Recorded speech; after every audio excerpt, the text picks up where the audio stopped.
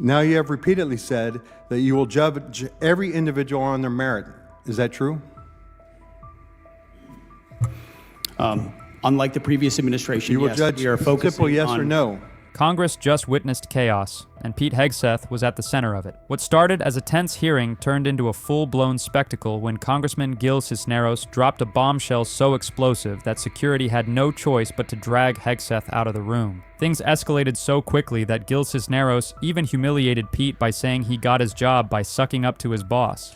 Mr. Secretary, when using your definition of DEI, I think there's only one individual at the Pentagon right now who got his job based on that merit, and that is you, and you got it because of sucking up to your boss. And with that, I yield back. So where did it all begin? Let's get into it. Cisneros serves California's 31st District in the South, where the Trump administration sent in the National Guard and even a Marine combat unit. On paper, it might sound like they were boosting security, but let's be real, this was never about keeping people safe. I represent California's 31st District located in Southern California, where you've deployed the National Guard and Marine Combat Battalion in an effort by this administration to provoke a confrontation. God only knows for what reason. This wasn't about safety. It was about fear. It was about appearances. It was about using the military as a stage prop to scare Americans in their own streets. Cisneros ripped into the administration's real intentions, reminding everyone that sending troops onto U.S. soil comes with a history that Trump's supporters don't like to acknowledge. He gave a history lesson worth remembering. As my colleague from Tennessee mentioned, the military has been activated before by the president, but let's tell the whole story. Back when President Lyndon B. Johnson sent federal troops into Alabama, it wasn't for a publicity stunt. It wasn't for a made-for-TV moment. It was to uphold civil rights and protect black students trying to attend the University of Alabama after the state governor blocked them. Johnson's move was about fixing injustice and defending democracy. President Johnson federalized the troops after the governor of Alabama activated them to keep black students out of the University of Alabama. President Johnson did it so the students could attend the university. He did it for the right reason. Compare that to today. Trump's troop deployment in California wasn't about public safety. It was about sending a warning: obey, or the troops will show up. It's fear politics in camouflage, and Cisneros called it exactly what it was: an abuse of power, a cold political tactic to scare citizens instead of serving them. He corrected a wrong.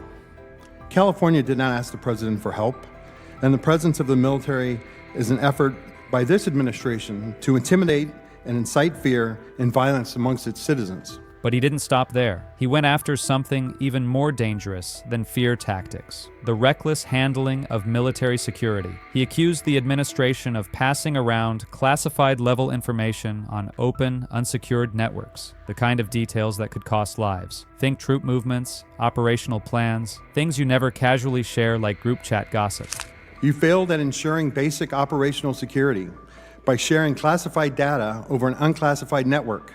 This was blatant, lazy, and put service members' lives at risk. Any service member will tell you operational security is sacred. Breaking it isn't just careless, it's dangerous. Cisneros made it clear that under any other presidency, this would have been a career-ending scandal. But under Trump, just another day in politics. And knowing that your office is a SCIF, I hope you are not bringing in your devices, your personal cell phone, or even your work phone, because that's not supposed to be in there either, right? Your cell phone, into your office to send these signal chat texts. Your blatant lack of basic OPSEC would have gotten you forced you to resign from any other administration. And the hypocrisy didn't end there. The same people risking military safety were the ones proudly waving the flag on TV. As Cisneros pointed out, you can pose as a patriot all day, but if your actions put U.S. troops in harm's way because of ego or laziness, that's not patriotism, it's negligence. Then Cisneros hit them where it hurts the money. He slammed the administration for slashing military budgets by 8%, not to save taxpayer dollars or cut waste, but to funnel billions into Trump's pet projects.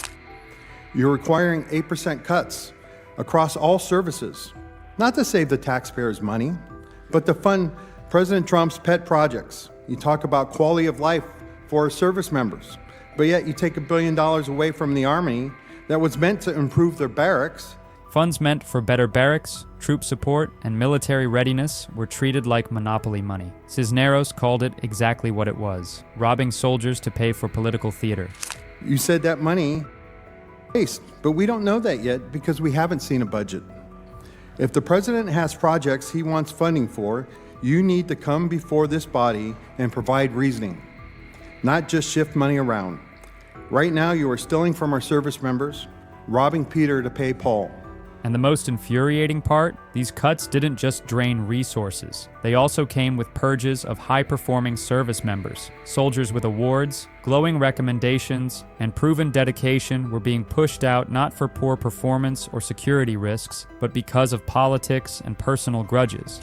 Now you have repeatedly said that you will judge every individual on their merit. Is that true?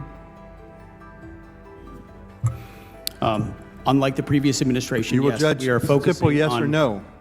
for our service Judge everybody members, how on their good they merit. are at their job, yes. But yet you are separating thousands of service members who are performing and doing their job at a high level. They are being separated not based on merit. You know, some have been recommended for early promotion and have gotten awards and are doing a great job. But you are separating for no other reason, and frankly, I think you just don't like them. Many were even tagged as national security risks without any solid reason. Just think about what that does to morale. Picture serving your country with pride, only to have your career cut short because someone at the top doesn't like your views, who you are, or simply wants to replace you with their own allies. That's not leadership, that's sabotage, and it's a direct blow to our military's strength. And you are classifying many of them as a national security threat, which is simply not true. You asked the Secretary of the Navy to change the name of the ship, because Harvey Milk didn't meet your definition of warrior ethos. If a Korean War veteran and a Navy diver who gave his life for standing up for his beliefs doesn't meet your definition, I don't know what will. Cisneros also brought up recruitment. Before Trump's first term, the armed forces were finally improving thanks to smart investments in outreach and support for new enlistees. But once the cuts and political games began, recruitment numbers dropped fast. By 2019, we had a recruitment crisis, and if these policies stay in place, we're headed there again. You can't strip down the military, push out good soldiers, and then act shocked when no one wants to join. You keep talking about recruiting. But let's face the facts here, right? Recruiting started improving before President Trump even came into office. And the reason that changed was because of the investment that was put into recruiting. Now, I was at the Pentagon at the time, and I know how much we invested in it, and I know how much of the services. And when you take away that investment, you're going to get exactly what happened in President Trump's first administration. In 2019, we had this same recruiting crisis that, back in 2019 when he was president the first time. Then came the final hit of diversity. Cisneros didn't hold back. He called out the worn-out false idea that diversity makes the military weaker. He stressed that diversity isn't about meeting quotas. It's about giving skilled Americans from all backgrounds the chance to serve and advance based on merit. He's seen firsthand that success in the military comes from hard work, ability, and dedication, not race, gender, or sexual orientation.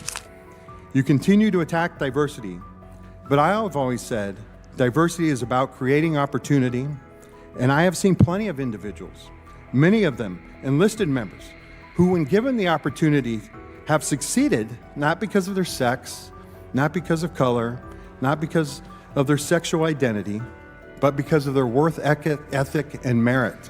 But here's the double standard, as Cisneros revealed. The same people who attack diversity as social engineering have no issue filling positions with political loyalists, even if they're less capable. That's not merit, that's favoritism. And it weakens the very institution they claim to protect. America's armed forces are strongest when they reflect the nation they defend. Leaving out talent due to prejudice doesn't make us safer, it makes us weaker. Cisneros' warning was loud and clear. You can't claim to be pro-military while cutting soldiers' funding, risking their safety, removing top talent, and turning diversity into a political talking point. Real patriotism isn't about flashy gestures or slogans. It's about skill, responsibility, and protecting those who protect us. Mr. Secretary, when using your definition of DEI, I think there's only one individual at the Pentagon right now who got his job based on that merit, and that is you. And you got it because of sucking up to your boss. And with that, I yield back. So what do you think? If politics keeps driving military decisions, what happens to the very people sworn to defend the country? How long before the focus shifts from protecting citizens to protecting political power? Drop your thoughts in the comments below.